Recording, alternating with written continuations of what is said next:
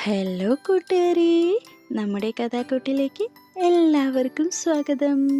ഇന്ന് ഞാൻ നിങ്ങൾക്ക് പറഞ്ഞു തരാൻ പോകുന്നത് വളരെ രസകരമായ ഒരു തമാശ കഥയാണേ.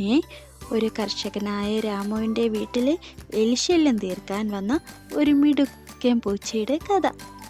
രാമുവും ബുദ്ധിമാനായ പൂച്ചയും.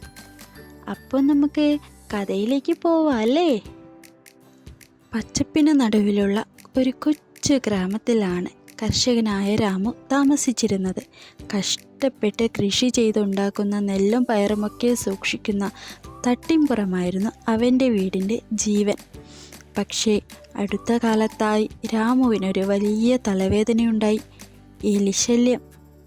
തട്ടിമ്പുറത്തെ ചാക്കുകളെല്ലാം എലികൾ കരണ്ടു മുറിക്കാൻ തുടങ്ങിയപ്പോൾ സഹികെട്ട് രാമു ചന്തയിൽ പോയി നല്ല മിടുക്കനായ ഒരു കറുത്ത പൂച്ചയെ വാങ്ങിക്കൊണ്ടുവന്നു.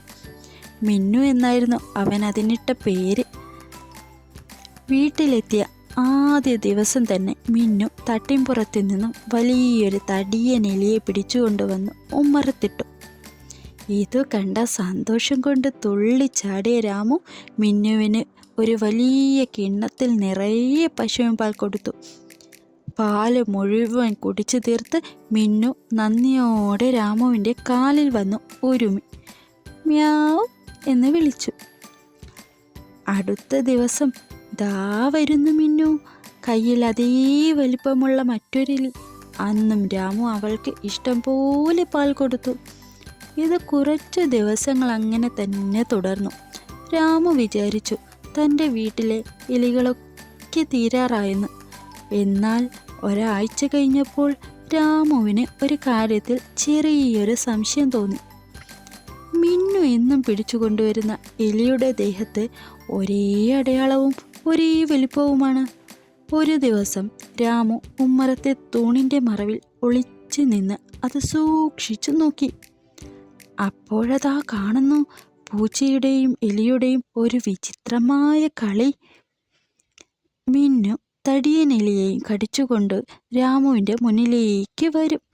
രാമു അടുക്കളയിലേക്ക് പാലെടുക്കാൻ പോകുന്ന സമയം നോക്കി പൂച്ച എലിയെ താഴെ വയ്ക്കും. എലി അവിടെയുള്ള കസേരയുടെ ചുവട്ടിൽ ഒളിച്ചിരിക്കും.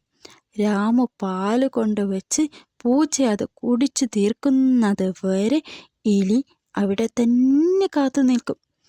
പാല് കുടി കഴിഞ്ഞുടൻ പൂച്ചയും എലിയും കൂടി ഒന്നിച്ച് കളിച്ച് തട്ടിമ്പുറത്തേക്ക് ഓടിപ്പോകും. ഇത് കണ്ട് രാമുവിൻ്റെ കണ്ണ് തള്ളിപ്പോയി. യഥാർത്ഥത്തിൽ മിന്നുവിന് എലിയെ പിടിക്കാൻ ഒട്ടും താല്പര്യമില്ലായിരുന്നു. ദിവസവും ഫ്രീയായി പാൽ കുടിക്കാൻ വേണ്ടി ആ തടിയൻ എലിയുമായി പൂച്ച ഉണ്ടാക്കിയ രഹസ്യ കരാറായിരുന്നു അത്. തങ്ങളെ പറ്റിക്കുകയാണെന്ന് മനസ്സിലായ രാമു അന്ന് തന്നെ പൂച്ചയ്ക്ക് പാല് കൊടുക്കുന്നത് നിർത്തി. അതോടെ പട്ടിണിയായ മിന്നുപൂച്ച ഒടുവിൽ കളി നിർത്തി വീട്ടിലെ മറ്റെലികളെ ശരിക്കും പിടിക്കാൻ നിർബന്ധിതയായി. പൂച്ചയുടെയും എലിയുടെയും ഈ ബിസിനസ് ബുദ്ധി രാമു ഓർത്തു. പിന്നീട് ഒരുപാട് ചിരിച്ചു. കഥ ഇഷ്ടപ്പെട്ടോ കൂട്ടുകാരെ? ഇഷ്ടപ്പെട്ടെങ്കിൽ പറയണേ. നമുക്കിനി അടുത്ത കഥയുമായി പിന്നെ കാണാം. Bye.